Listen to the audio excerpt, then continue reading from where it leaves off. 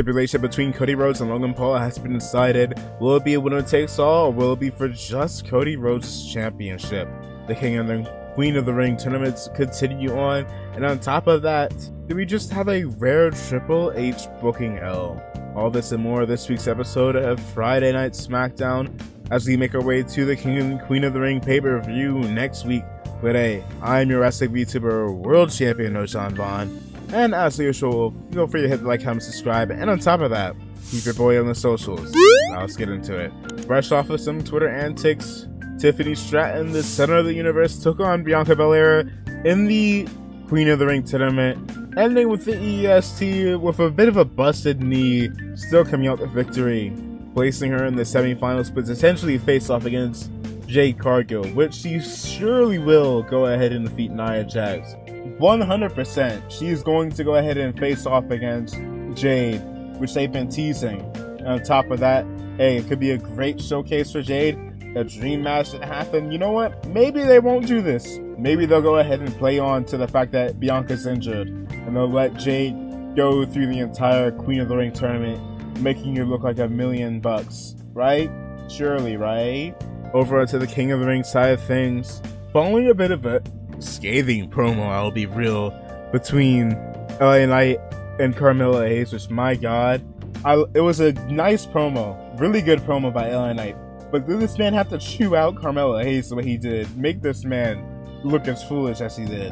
You know what, speaking about foolish in promos, what was going on with Tama Tonga and his random as all hell noises? Somebody please help that man. But nevertheless, going back to the match, Tama Tonga getting the victory over the megastar, over LA Knight. And we get to our contract signing between Logan Paul and Cody Rhodes, which was seemingly set to be title versus title, which, as I said last week, it's a god-awful idea. We've done enough title unification, winner takes all situations. Please stop.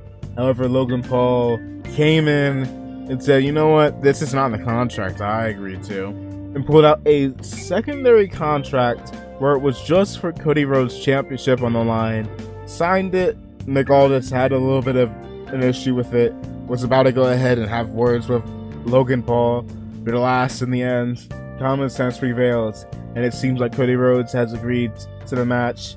Although he did pick up the United States Championship after the fact, it does seem like this is going to be just for the Undisputed Championship.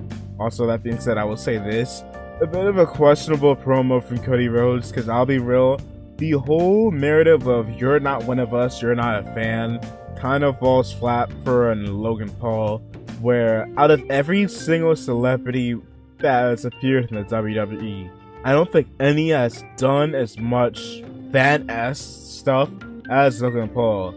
Legitimately, this man has had over 10 different podcasts with professional wrestlers, your Triple H's, with your Cody Rhodes, John Cena, Roman Reigns, Seth Rollins, Randy Orton. The list goes on and on and on, to actually being greatly trained in this profession, getting all down pat. I don't think it's very accurate to go ahead and hit him with the whole you're not a fan thing. If this was a celebrity wrestler along the lines of a Ronda Rousey, it would work. It would work. But for Logan Paul, it kind of falls flat. And I'll be real, we need a bit more sharper barbs coming from Cody Rhodes. This was not it. We want to talk about massive L's. On SmackDown. Let's get into the Jade Cargill versus Nia Jax. Who thought it was a good idea to have Jade Cargill lose to Nia Jax by disqualification? Oh, well, simple. It was to try and protect her. Or you can't have Nia Jax lose and Jade Cargill go on to face Bianca Belair. Y'all literally teased Bianca being injured. You could have had Damage Control take out Bianca. And as lame as it sounds, you could have had Jade go on into the finals to take on Io Sky. And even then, if you were going to go for a disqualification route, this is probably the worst way you could have gone about it. Because this legit makes Jade look a bit of, I'll be real, like a bit of an absolute dumbass, if I'm being real. What are we doing? Rare Triple H L. Just why? I hate to say it, but I kind of just don't care that much about DIY currently. Hopefully that can change, But part of what needs to change is how their presentation on TV is, which includes that doggone theme song. And you know I'm speaking the truth. Get rid of that theme song. DIY took on Legado del Fantasma and actually came out victorious. And in the main event, Randy Orton and Carmelo Hayes. My God, Carmelo, from a main event to Cody Rhodes onto a main event with Randy Orton. They got big hopes for this man. You know what? I am here for it. Back into the King of the Ring tournament we go. Carmelo Hayes, after a pretty enjoyable match against Randy Orton. Maybe, I don't know if I'd say better than Cody. Maybe better than Cody. Y'all let me know down in the comments below.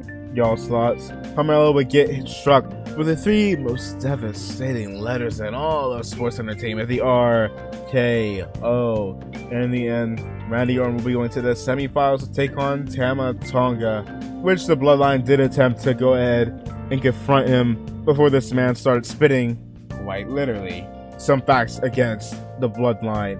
And yeah, that was this week's episode of Friday Night SmackDown. Cody Rhodes promo, not feeling it at all.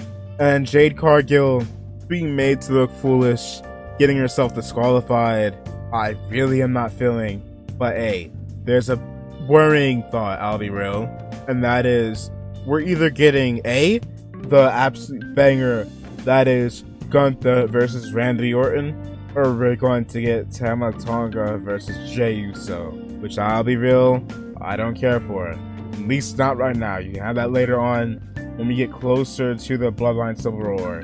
But as it stands right now, please no. And yeah, y'all let me know your thoughts on this episode of Friday Night SmackDown down below. And as usual, feel free to like, comment, subscribe. And yeah, we're out. See ya.